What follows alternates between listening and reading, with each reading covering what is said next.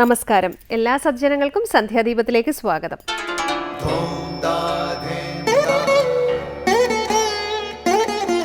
ശുഭം ഭവതു കല്യാണമായുസാരോഗ്യവർദ്ധനം സർവദുഃഖ വിനാശായ സന്ധ്യാദീപം നമോസ്തുതേ.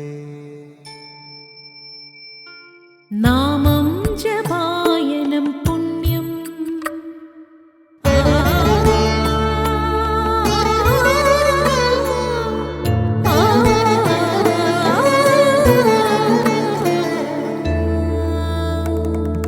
നാമം ജപായനം പുണ്യം നിരുപമദീപാങ്കുരം പോലെ സ്വരശ്രുതിലയവരമതുലം ദേവാങ്കണം മോക്ഷ സംഗീതസാരം നീളും വഴിത്താരയിൽ ജീവതാരം മന്ത്രാലാപം മായാവിൻ നിൻ പ്രസാദം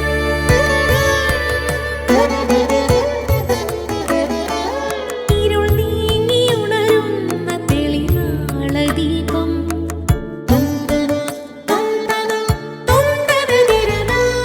ഇരുൾ നീങ്ങിയുണരുന്ന തെളിനാളദീപം പ്രണവാമൃതം ചൊരിയുന്ന ദീപം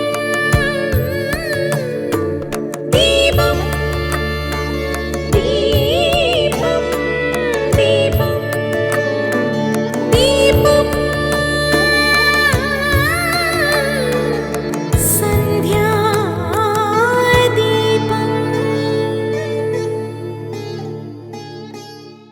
ഭക്തികാവ്യങ്ങളിൽ പ്രമുഖ സ്ഥാനമാണ് മേൽപ്പത്തൂർ നാരായണ ഭട്ടതിരിപ്പാട് രചിച്ച നാരായണീയത്തിനുള്ളത്. ഭാഗവതത്തിലെ വിഷയങ്ങളെല്ലാം ഈ ഗ്രന്ഥത്തിൽ പ്രതിപാദിക്കുന്നുണ്ട്. ഭക്തിയുടെ സ്വരൂപവും വകഭേദവും സാധനകളുമൊക്കെ ഉൾക്കൊള്ളിച്ചുകൊണ്ട് നാരായണീയത്തിലെ 91 ദശകത്തിൽ 8ാമത്തെ ശ്ലോകം പ്രധാനമാണ്. ശ്ലോകത്തിൻ്റെ സാമാന്യാർത്ഥം ഇപ്രകാരമാണ്: ഭഗവാനെ, ഈ കാണുന്ന സകല ചരാചരങ്ങളും അങ്ങ് തന്നെയാണെന്ന അഭേദ്യമായ ബോധമാണ് ഉത്തമ ഭക്തി. ഇപ്പോൾ എനിക്ക് ഈ ഏകത്വ ബോധത്തിന് അധികാരമില്ല എങ്കിൽ അങ്ങയോട് ഭക്തിയും അങ്ങയുടെ ഭക്തരോട് സൗഹൃദവും ഈശ്വര വിഷയത്തിൽ താല്പര്യമില്ലാത്തവരോട് അനുകമ്പയും എന്നെ ദ്വേഷിക്കുന്നവരോട് ഉദാസീനതയും വെച്ച് പുലർത്താൻ എനിക്ക് കഴിയുമാറാകട്ടെ. ഇത് സാധിക്കാൻ എനിക്ക് കഴിവില്ലെങ്കിൽ അങ്ങയുടെ വിഗ്രഹത്തെ ശ്രദ്ധാപൂർവം ആരാധിക്കുന്നതിൽ എനിക്ക് താല്പര്യം വളരട്ടെ. അങ്ങയെ അങ്ങനെ സേവിച്ചുകൊണ്ട് ഭക്തോത്തമനാകാൻ സാധിക്കും എന്നാണ് ഈ ശ്ലോകത്തിൽ മേൽപ്പത്തൂർ ഭട്ടതിരിപ്പാട് വ്യക്തമാക്കുന്നത്. തുടർന്ന് ഗുരുവചനം കേൾക്കാം. നിരന്തരമായ ശ്രമമുണ്ടെങ്കിൽ ഏതു ജോലി ചെയ്യുമ്പോഴും മനസ്സിൽ മന്ത്രം ജപിക്കാൻ സാധിക്കും. ഈശ്വര സ്മരണയോടുകൂടിയ കർമ്മം മാത്രമേ കർമ്മയോഗമാകുന്നുള്ളൂ. ഭഗവാനു വേണ്ടി എന്ന് ഭാവിച്ചു ചെയ്യുന്ന കർമ്മം നമ്മെ ബന്ധിക്കുകയില്ല. മാതാ അമൃതാനന്ദമയി ദേവി. അടുത്തതായി ശ്രീ ശങ്കരാചാര്യ രചിച്ച ശിവാനന്ദലഹരിയിലെ ശ്ലോകം ശ്രീ കാവാലം ശ്രീകുമാർ ചൊല്ലുന്നത് കേൾക്കാം.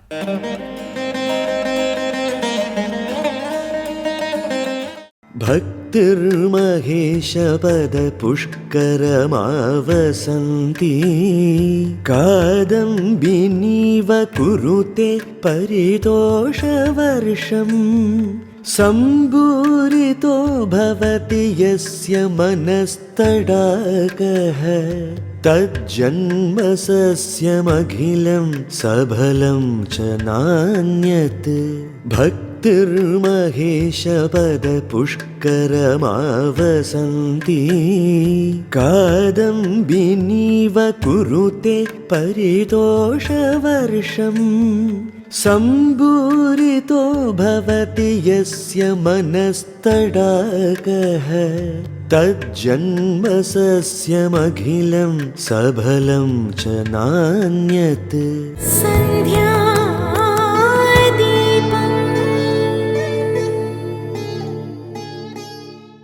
തുടർന്ന് ശങ്കരസ്തോത്രാമൃതം. മഹേശ്വരന്റെ പാദങ്ങളാകുന്ന ആകാശത്തിൽ നിലകൊള്ളുന്ന ഭക്തി മേഘമാലകൾ പോലെ ആനന്ദമഴ പെയ്യിക്കുന്നു. ആ മഴയാൽ ആരുടെ മനസ്സാകുന്ന തടാകം നിറയുന്നുവോ അവരുടെ ജന്മമാകുന്ന സസ്യം സഫലമായി തീരുന്നു എന്ന് പ്രാർത്ഥിക്കുന്ന ശിവാനന്ദലഹരിയിലെ 76ാം ശ്ലോകമാണ് ഇന്ന് സ്വാമി ചിദാനന്ദപുരി വ്യാഖ്യാനിക്കുന്നത്.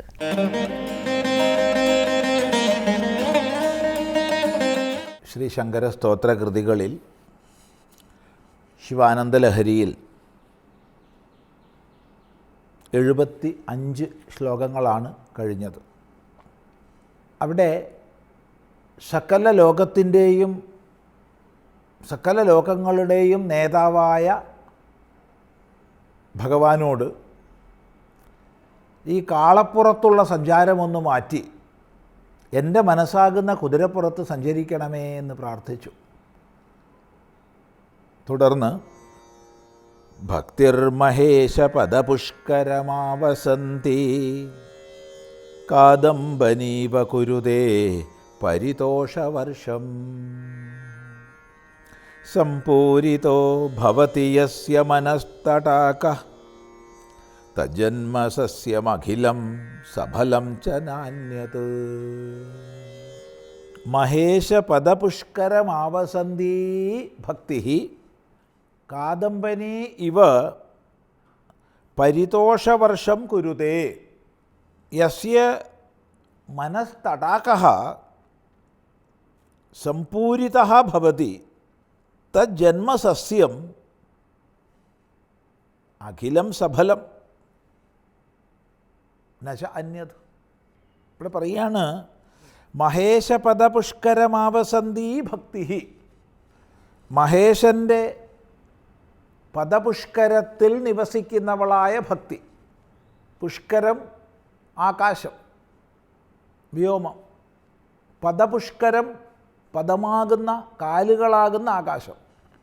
മഹേശപദപുഷ്കരം പരമേശ്വരൻ്റെ കാലുകളാകുന്ന ആകാശം.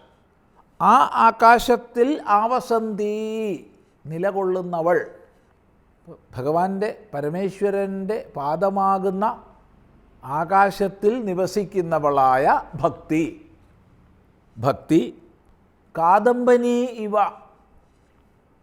കാദംബനി മേഘമാല, മേഘങ്ങളുടെ മാലയാണ്. നിരന്തരമായ ഒന്നിനു പിറകെ ഒന്നായി ചരിക്കുന്ന മേഘങ്ങളുടെ മാലയ്ക്കാണ് കാദംബനി എന്ന് പറയുന്നത്. അപ്പോൾ കാദംബനി ഇവ, കാദംബനിയെപ്പോലെ മേഘമാലയെപ്പോലെ പരിതോഷവർഷം കുരുതേ, ആനന്ദവർഷത്തെ ചെയ്യുന്നു, ആനന്ദമഴയെ പെയ്യുന്നു. പരിതോഷം, പരി ആസമന്താത്, എല്ലാ പ്രകാരത്തിലുമുള്ള തോഷമാണ്. എല്ലാ പ്രകാരത്തിലുമുള്ള തോഷം എന്ന് പറഞ്ഞാൽ അത് ആനന്ദമാണ്. ആനന്ദത്തിൻ്റെ വർഷത്തെ മഴയെ പെയ്യുന്നു. ആര്? ഭക്തി. ഇപ്പം ഭക്തിയുടെ ഫലമായിട്ട് ആനന്ദമഴ ഉണ്ടാവുകയാണ്. ആ ഭക്തി നിലകൊള്ളുന്നതോ മഹേശ്വരൻ്റെ പാദമാകുന്ന ആകാശത്തിലാണ്. ഏതുപോലെ? കാദംബനീവ, മേഘമാല പോലെ. അങ്ങനെ ആ ആനന്ദവർഷം കൊണ്ട് എന്ത് സംഭവിക്കുന്നു? മനസ്സാകുന്ന തടാകം സമ്പൂരിതമാകുന്നു, നിറയുന്നു. തടാകം നിറയുന്നു. ഇവിടെ തടാകമായി കൽപ്പിക്കപ്പെട്ടത് മനസ്സാണ്. മനസ്സാകുന്ന തടാകം നിറയുന്നു. താത്പര്യം ഭഗവാന്റെ പാദമാകുന്ന ആകാശത്തിൽ നിന്ന് ഭക്തിയാകുന്ന മേഘമാല ആനന്ദവർഷത്തെ പെയ്യുമ്പോൾ മനസ്സാകുന്ന തടാകം നിറയുന്നു, സംപൂരിതമാകുന്നു, സമ്യക് പൂരിതമാകുന്നു, നല്ലപോലെ നിറഞ്ഞതാകുന്നു. അങ്ങനെ ആരുടെ മനസ്സാണോ നിറയുന്നത്? യസ്യ മനസ്തടാക. യസ്യ എന്ന് പ്രത്യേകം പറഞ്ഞിരിക്കുക. യാതൊരാളുടെ മനസ്സാകുന്ന തടാകമാണോ ഇപ്രകാരം നിറയുന്നത്, തജ്ജന്മസസ്യം, അവൻ്റെ ജന്മമാകുന്ന സസ്യം സഫലമായി തീരുന്നു. സസ്യം സഫലമായി തീരണമെങ്കിൽ മഴ വേണം, വെള്ളം വേണം. നല്ലപോലെ വെള്ളം ലഭിച്ചാലേ, ലഭിക്കേണ്ട സമയത്ത് നല്ലപോലെ വെള്ളം ലഭിച്ചാൽ മാത്രമേ സസ്യം നിലനിൽക്കുകയും ഫലിക്കുകയുമുള്ളൂ.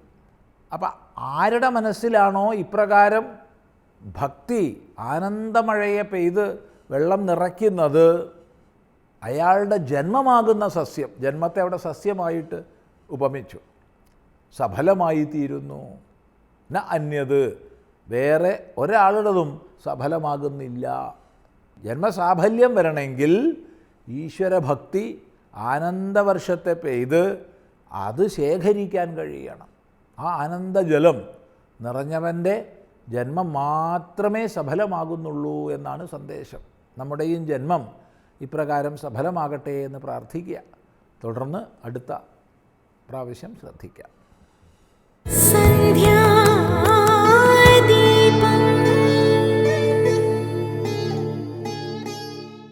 ഏറ്റവും ഒടുവിൽ ദീപാരാധനയാണ്.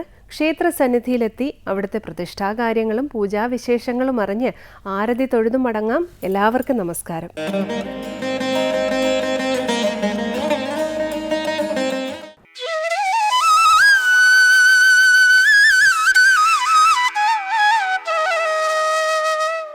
ഓരോ സൂര്യോദയങ്ങളുടെയും മനോഹാരിതയിലേക്ക് മൃദുലവും സൗമ്യവുമായി ഉണർന്നെഴുന്നേൽക്കുന്ന ഗ്രാമമാണ് ഉദയംപേരൂർ.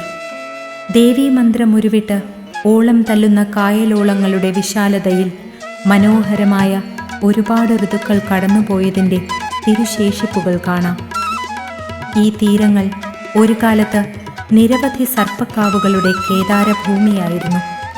അതുകൊണ്ട് തന്നെ തലമുറകളായി സർപ്പക്കാവുകളെ ആരാധിക്കുകയും ഉദയാസ്തമയങ്ങളിൽ കാവുകളിൽ തിരികൊളുത്തി പ്രാർത്ഥിക്കുന്ന ആരാധനാരീതികൾ പിന്തുടരുകയും ചെയ്തിരുന്നു.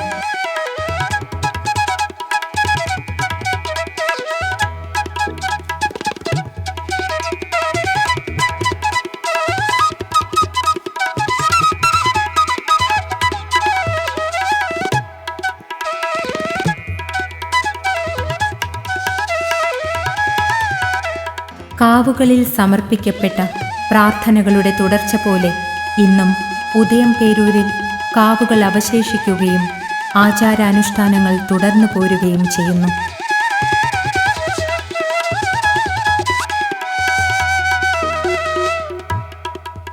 പ്രപഞ്ചത്തിൻ്റെ ആദ്യകാലം മുതൽ നാഗലോകമെന്ന ഒരു ലോകമുണ്ടായിരുന്നുവെന്നും ദേവലോകം പോലെ വളരെ പ്രാധാന്യമുള്ളതായിരുന്നു നാഗലോകമെന്നും പുരാണങ്ങൾ പറയുന്നു.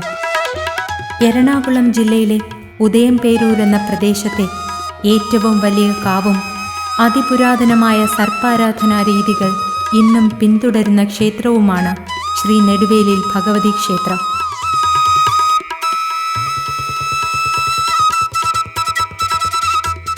ഒരിക്കൽ കുടുംബക്ഷേത്രമായിരുന്ന ഈ ക്ഷേത്രം പിന്നീട് ഒരു ദേശത്തിൻ്റെ സ്വന്തമാവുകയായിരുന്നു. ഈ ക്ഷേത്രത്തിലെ പ്രതിഷ്ഠ ഭദ്രകാളി ഭാവത്തിലാണ് കുടികൊള്ളുന്നത്. പിന്നീട് ഈ ക്ഷേത്രം ദേശത്തിൻ്റെതായി മാറിയതോടെ ആദിപരാശക്തിയായ ദേവി ഒരു ദേശത്തിൻ്റെ ആകെ മഹാചൈതന്യമായി വിളങ്ങുകയായിരുന്നു.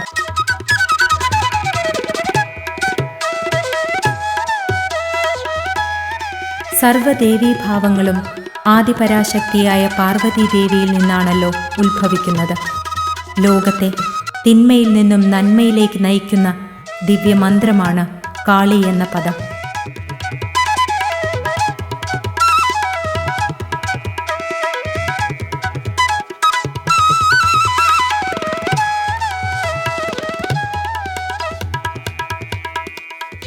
ഘോരരൂപിണിയായി പ്രപഞ്ചം മുഴുവൻ നിറഞ്ഞു നിൽക്കുന്ന കാളി രൂപത്തിന് പ്രാചീന കാലം മുതൽ ഭക്തജനങ്ങളുടെ മനസ്സിൽ വിവിധ ഭാവങ്ങളാണ് സങ്കല്പിച്ചിട്ടുള്ളത്.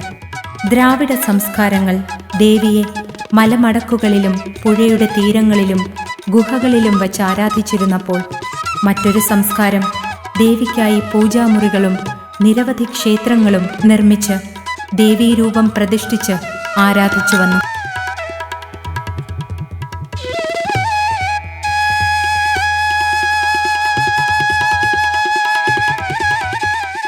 ഈ ആരാധനാരീതികളൊക്കെ നിലനിൽക്കുമ്പോഴും നാം അനുഭവിച്ചറിയേണ്ട ഒരു സത്യമുണ്ട്. സർവ്വതും ആദിപരാശക്തിയിൽ നിന്ന് തന്നെയാണ് തുടങ്ങുന്നതും ഒടുവിൽ എത്തിച്ചേരുന്നതും ആദിപരാശക്തിയിലേക്ക് തന്നെ.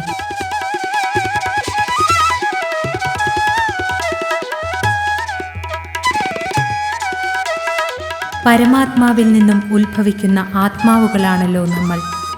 മനുഷ്യരും സർവ്വജീവജാലങ്ങളും ഒടുവിൽ തിരിച്ചെത്തിച്ചേരേണ്ടതും ലയിച്ചു ചേരേണ്ടതും ആ പരമാത്മാവിലേക്ക് തന്നെയാണ്.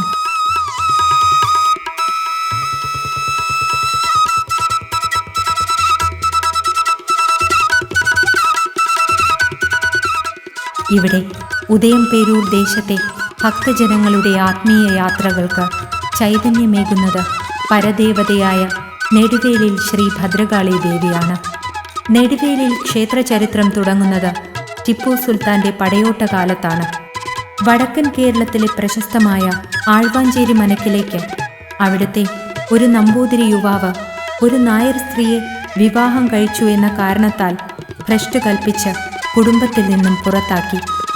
പുറത്താക്കപ്പെട്ട നമ്പൂതിരി സ്വപത്നിയുമായി ദേശാടനം നടത്തുകയും ഒരിക്കൽ കായൽ മാർഗം ഉദയംപേരൂരിൽ എത്തിച്ചേരുകയും ചെയ്തു. തൊട്ടടുത്ത പാടത്തുകൂടി നടന്നു പോകുമ്പോൾ അങ്ങകലെ ഒരു വെളിച്ചം കണ്ട് അതിനെ ലക്ഷ്യമാക്കി നടക്കുകയും അവിടെ എത്തി അതിഥികളായി അന്നം കഴിച്ച് അന്ന് ആ ഗൃഹത്തിൽ കഴിയുകയും ചെയ്തു. അതാണ് ഇന്നത്തെ കണ്ണോത്ത് തറവാട്. അദ്ദേഹത്തിൻ്റെ കൈവശമുണ്ടായിരുന്ന ഉപാസനാമൂർത്തികളായ ഭഗവതിയെയും മറ്റ് ഉപദേവതകളെയും തൊട്ടടുത്തുള്ള സ്ഥലത്ത് കുടിയിരുത്തുകയും ചെയ്തു. ഇവിടമാണ് കാലാന്തരത്തിൽ ഇന്നത്തെ നെടുവേലിൽ ഭഗവതി ക്ഷേത്രമായി രൂപാന്തരപ്പെട്ടത്.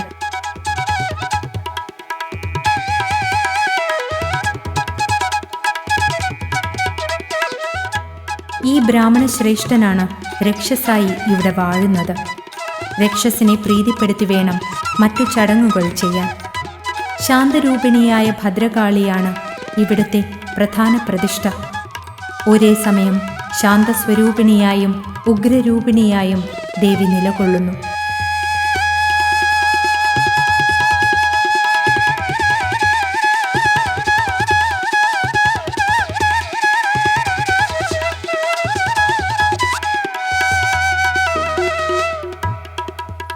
അതിപുരാതനമായ നെടുവേലിൽ ക്ഷേത്രത്തിൻ്റെ പുനരുദ്ധാരണം ചെയ്ത ക്ഷേത്രരൂപമാണ് ഇന്നിവിടെ കാണുന്നത്.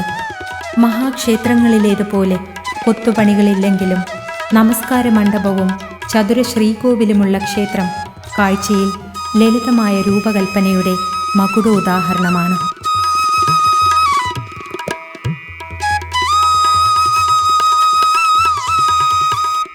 ഈ ഗ്രാമത്തിൻ്റെ മനസ്സുപോലെ തന്നെ പ്രദക്ഷിണ വഴികളും ചുറ്റമ്പലവും നാലമ്പലവും ഒക്കെയായി നിർമ്മിക്കപ്പെട്ട ക്ഷേത്രം അതിപുരാതന കാലം മുതൽക്കേ നിലനിൽക്കുന്ന ആചാരാനുഷ്ഠാനങ്ങൾ തലമുറകളോളം തുടർന്നു പോകുന്നതിനു വേണ്ടി പഴമക്കാർ കരുതി വച്ചിരിക്കുന്നു.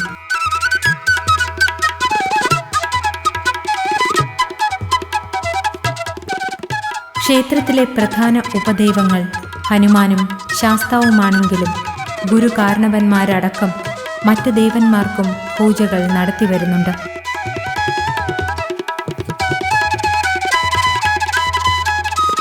ഈ ഗ്രാമീണ ജീവിതങ്ങളുടെ എല്ലാ തീർത്ഥാടനങ്ങളും തുടങ്ങുന്നതും നെടുവേലിൽ ഭഗവതിയുടെ തിരുസന്നിധിക്ക് മുന്നിൽ നിന്നു തന്നെയാണ്.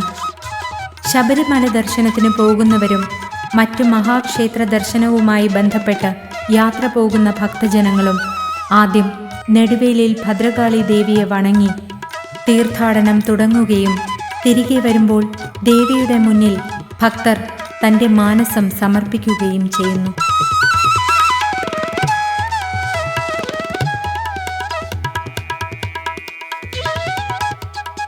ദേവിക്ക് മുന്നിൽ സമർപ്പിക്കുന്ന ഓരോ പൂജകളും ഭക്തജനങ്ങളുടെ ആത്മസമർപ്പണം തന്നെയാണ്. ജീവിതത്തിലെ സർവ്വതിരക്കുകളിൽ നിന്നും മാറി നിന്ന് അല്പസമയമെങ്കിലും ദേവിക്ക് മുന്നിൽ നിലകൊള്ളുന്ന ഈ ഭക്തജനങ്ങൾ അവരുടെ ആത്മാവിനെ തന്നെയാണ് ദേവിയുമായി സംഗമിപ്പിക്കുന്നതും.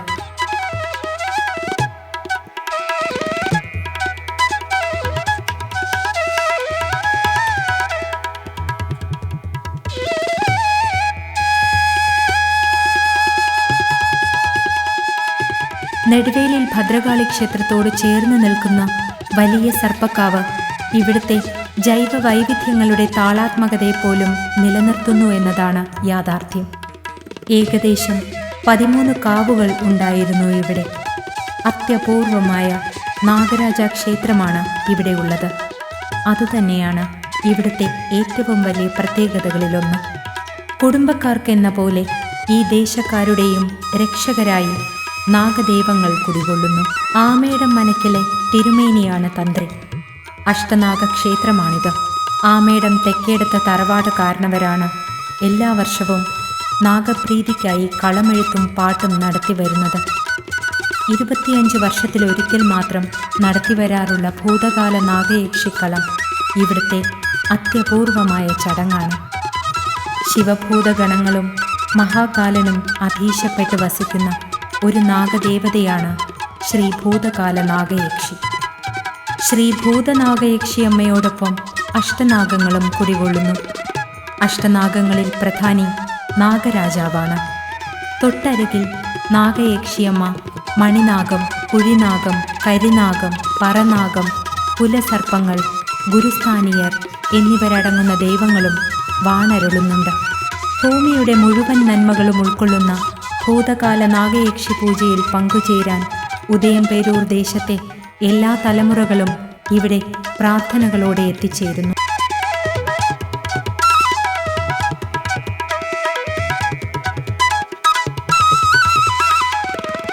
മഞ്ഞമന്താരങ്ങളുടെ നിറമുള്ള സായാഹ്ന സൂര്യൻ്റെ ചരിഞ്ഞ വെയിൽ ക്ഷേത്രാന്തരീക്ഷത്തിനു ചുറ്റും പരക്കുമ്പോൾ പ്രദോഷ പൂജകൾക്കായി ഭക്തജനങ്ങൾ എത്തിത്തുടങ്ങി. പ്രണവമന്ത്രം നിറയുന്ന ക്ഷേത്ര വഴികളിലൂടെ പ്രദക്ഷിണം ചെയ്യുമ്പോൾ തന്നെ ഭക്തജനങ്ങൾ തങ്ങളുടെ ആത്മതാളം ദേവീപാദങ്ങളിൽ സമർപ്പിക്കുകയാണ്.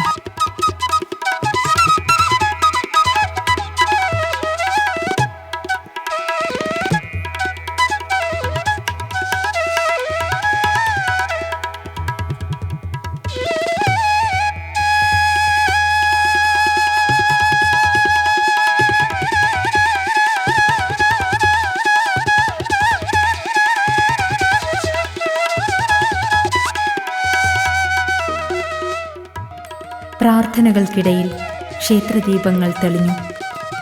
ഓരോ ദീപങ്ങളും ആത്മദീപങ്ങളായി കൊളുത്തപ്പെടുമ്പോൾ ക്ഷേത്രാന്തരീക്ഷത്തിൽ ദേവീ ചൈതന്യം നിറഞ്ഞു നിന്നു. ക്ഷേത്രമുറ്റത്തെ കാവുകളിലും തിരികൾ തെളിഞ്ഞു. ഭൂതകാല നാഗയക്ഷിക്കാവിലെ ഓരോ ഇലകളിലും ദേവീ ചൈതന്യം തിളങ്ങി. ശ്രീകോവിലിനുള്ളിൽ ദീപാരാധനയ്ക്കുള്ള ഒരുക്കങ്ങൾ ആരംഭിച്ചു. ഇനി ഗാനാർച്ചനകളാണ്. അമ്മയല്ലാതാരുമില്ല ആശ്രയം ഞങ്ങൾക്കായി, അമ്മതൻ പാദാംബുജം എന്നും വണങ്ങുന്നേ. അറിയാതടിയങ്ങൾ ചെയ്തൊരു പിഴയെല്ലാം പൊറുത്തു കണിവേകൂ അമ്മേ മഹാമായേ. അമ്മേ നാരായണ, ദേവി നാരായണ. ഓരോ ആത്മാവും ദേവിയോട് മന്ത്രിച്ചു തുടങ്ങി. ദേവി, എന്നിലെ അകതാരിൽ സദാ നീ നിറഞ്ഞു നിൽക്കണമേ. എൻ്റെ ചുണ്ടുകളിൽ നിന്റെ നാമം നിലയ്ക്കാതെ നിൽക്കണമേ. നിന്നിൽ നിന്നും എന്നിലേക്ക് പ്രവഹിക്കുന്ന ഈ അപരിമേയമായ ഊർജത്താൽ ഞാൻ മോക്ഷമാർഗത്തിലേക്ക് നയിക്കപ്പെടണമേ. ഇടയ്ക്കയുടെ നാദമുയരുകയായി.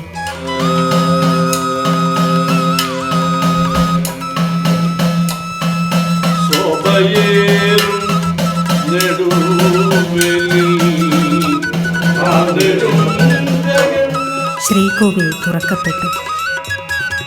സുന്ദരരൂപിണിയായ ദേവിയുടെ മന്ദഹാസം പ്രപഞ്ചമാകെ ആനന്ദസാഗരമാക്കി. ഭക്തമാനസങ്ങളിൽ മോക്ഷമന്ത്രങ്ങൾ നിറഞ്ഞു.